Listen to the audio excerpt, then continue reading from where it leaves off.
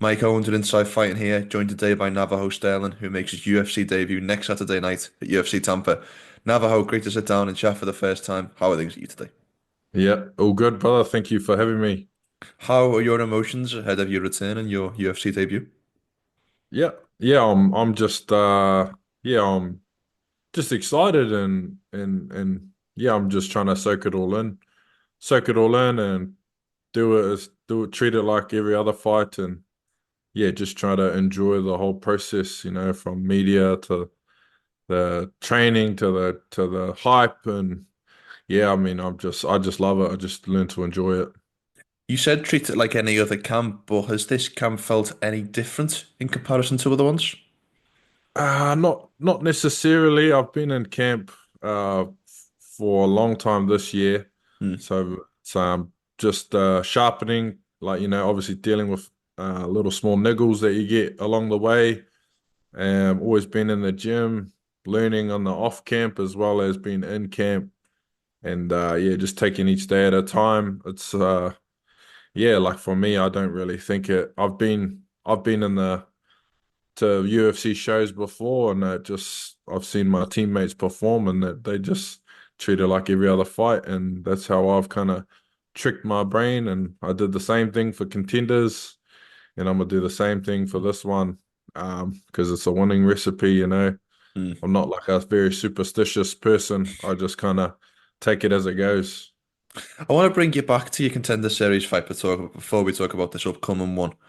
Did that whole experience, the fight week, the media, and obviously the fight, did that live up to your expectations and play out as you expected?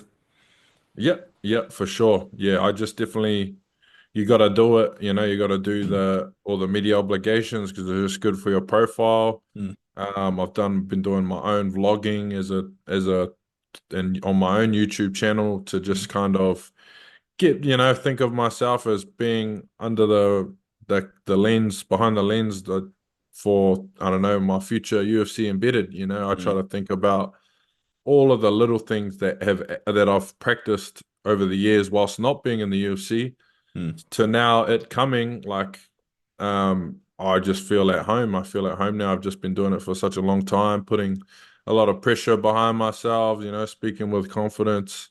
And yeah, I feel literally at home coming into the actual UFC debut. It doesn't feel any different to what I've done before. Yeah, I'm just fully ready for it. Well, as I mentioned, you're facing Tuco Tukkos next Saturday night. This is a guy who trains out of a great gym, trains with some great Yep. people. Fell short in his UFC debut, but again to a top prospect. So, give me your scouting report on your next opponent, what you think he does well, and maybe some areas that you're looking to exploit. Yep. Yep, for sure. I figured out who Tuco was before he debuted or like just as he was going in. One of my friends, Jenna Fabian, I think when she was training over in America, she knew him. Mm, So she already knew him and told me about him and said, "Oh, my friend just got in the UFC." And then I actually watched that fight he had with Umar Say, I think is, mm. believe how you say his name. And yeah, obviously didn't do too well. I felt like we didn't really get to see like his full potential on that fight, which is a shame. So I'll definitely look to put it on him, and I'm sure we'll have a barn burner, a banger. Yeah, I'm not really too worried about anything he does stylist or like in terms of a game plan. I take things as it goes. Like people Mm. game plan for me. I never really watch the guy too much. That's for my coaches to do, and they break down fighters pretty well, and also give me the adjustments while I'm in there. I've got like presence of mind when I fight, and I'm very good at making the adjustment when I'm in there. I can create something from nothing, as well as hold a steadfast lead and staying composed and being disciplined. I can do both. So yeah, I'll just take the fight as it comes. For a lot of fans, there will be a lot of fans who follows your early career. There'll be a lot of fans who saw you for the first time in Contender Series, but Yeah, there are a lot of fans who only follow the UFC and will be looking. But this will be yeah, their first time watching you live. For those who maybe haven't seen you fight, what can fans expect from a Navajo Stirling fight? Definitely versatility. I think versatility at a young age, and maturity. I think I think due to the inexperience, like you probably don't see a lot of maturity, but well, they don't think I'll have that. Mm. I've seen a few build up talk about it. But I have been fighting professionally for a long time. If not, or even though it wasn't, international or against opponents well known, they are very well known here in New Zealand. And yeah, I'm just going to be putting New Zealand on the map here a little bit because I never really fought anywhere else in the world, except for New Zealand. I only fought in Australia my last fight before going to contenders. And people were saying, this he's never fought anyone good. And yeah, I get it. I get it. I get it. I said the same thing about any other fighters that I've seen fight. I just don't rate them because of who they haven't fought. But yeah, we are very well tested. I've just got so much self-belief. It's just like, man, you guys are gonna see, you're gonna see. So yeah, I guess I'll have to let the firing talk in the fighting. So let's go. But I know you have a long and storied kickboxing career, but you're very still quite young in your MMA Yeah, career. I think it's just 5 yeah, and 0 going into this next one. yeah.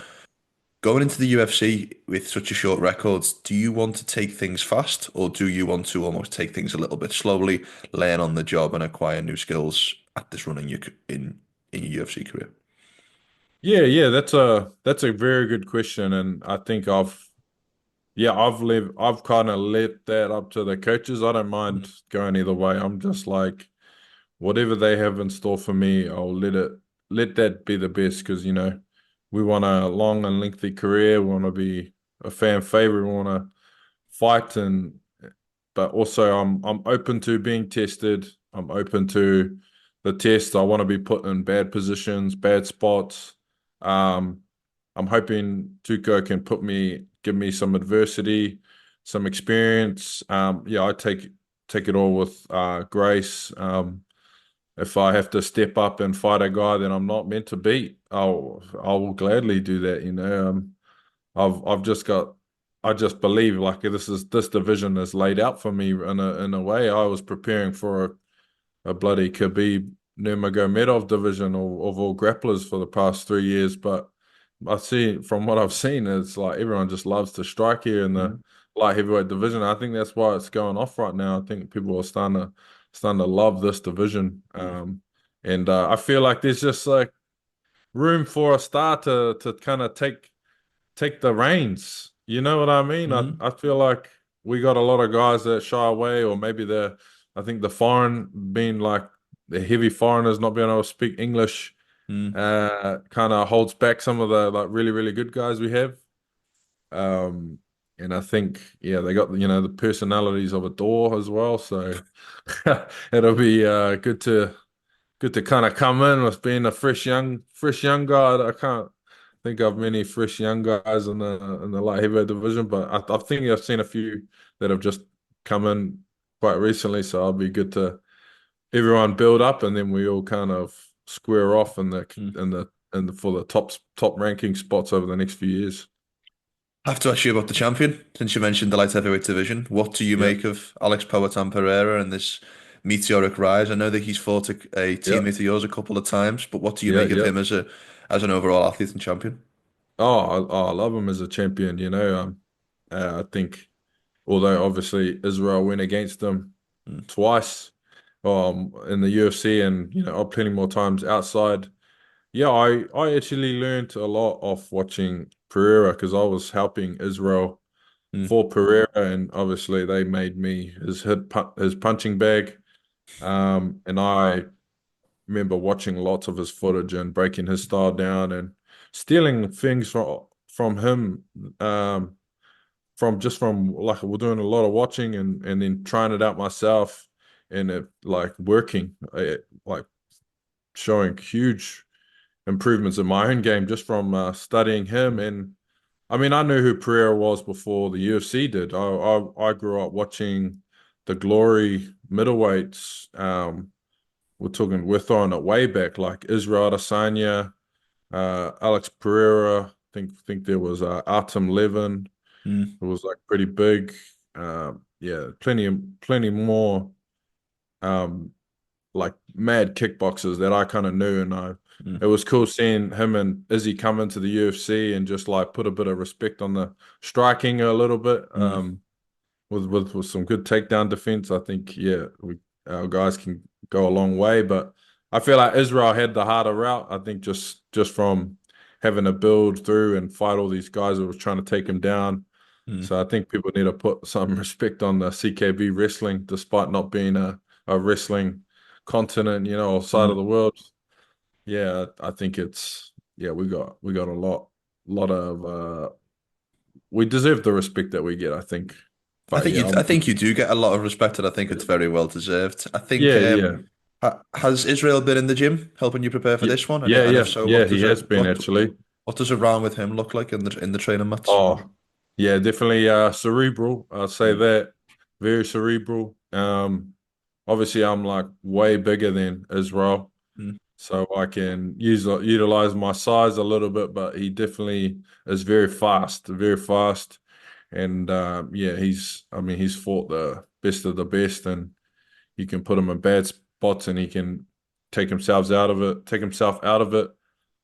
Um, but yeah, he's been great training partner, as well as Carlos Olberg, mm, who's like my main guy. He's like my main teammate. We just going back and forth. If it wasn't for those two there, especially Carlos, yeah, like I'm always like chasing him, and then I'm getting mine in, and then he's getting his back in, and I think we just like very competitive with each other, mm. and we keep stacking it up, but we're still love at the end of the day. Yeah. We're like brothers. And yeah, having him there next to me, as well as like creaming up the UFC division right now, Mm, just lets me know, like, I'm right there. I'm right there with him. Like, mm, I'm right there with him. I just need to fight. And then yeah, he kind of come in as well on, I think, 4-0 to the UFC. He So did, he had yeah. less fights I think it was coming 3 in now and actually. yeah, yeah. He had less fights than me coming off contenders.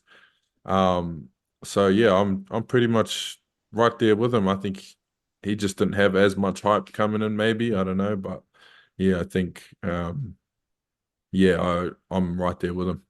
Your gym has had so much success over the last 5 to 10 years. There's been champions come out of there. We've seen top contenders, guys become real stars and Yeah, real figures of the sport. Has there been anyone inside the gym who you've sought advice from on this UFC journey and kind of any little tips and tricks for how to? I know obviously it's your own path, and I'm not saying that you're going to copy yeah, anybody, but there is, have you sought any advice on how to walk this UFC yeah, path? yeah. It's yeah, a lot of it's like dealing with like the stuff outside of the cage, like people that you meet. And yeah, I've definitely gotten a lot off of like Dan Hooker. Kai Cutter France as well. Mm, He's given me lots of head ups, and even just like financial advice. And like, because obviously we don't make like millions off the bat, so mm, they kind of give me like the what's what and how things are run. And yeah, it's mm, definitely a foot ahead of the guys that are coming in complete blind, right? mm, But yeah, I know Israel pretty much carved. Oh, Dan Hooker and Izzy definitely like carved through all the potholes for us, mm. so that I could kind of come in and take it as it goes. So yeah, as well as my coach, Yeah, of he's course. dealt with the UFC for a while now. And but yeah, Israel, Kai, Dan, yeah, pretty much the big names you can think Mm, of. I've definitely gotten little bits of advice mm. inside and outside of the cage. Well, last one from me, and thank you so much for your time. You can be as brief or as detailed as you like with this one, Yep. but as you envisage fight day on the 14th of December, give me a walkthrough of the perfect day as you envisage it from morning to night. Uh, Morning tonight, wake up, uh, have a big feast, and maybe a coffee, go for a walk. I don't know, hang out with my team, hang out with my boys, maybe just just relaxing and most of my yeah, I think yeah, it's pretty day-to-day stuff. Like it's normal. I definitely am nice and present. Like I'm not so glued to my phone.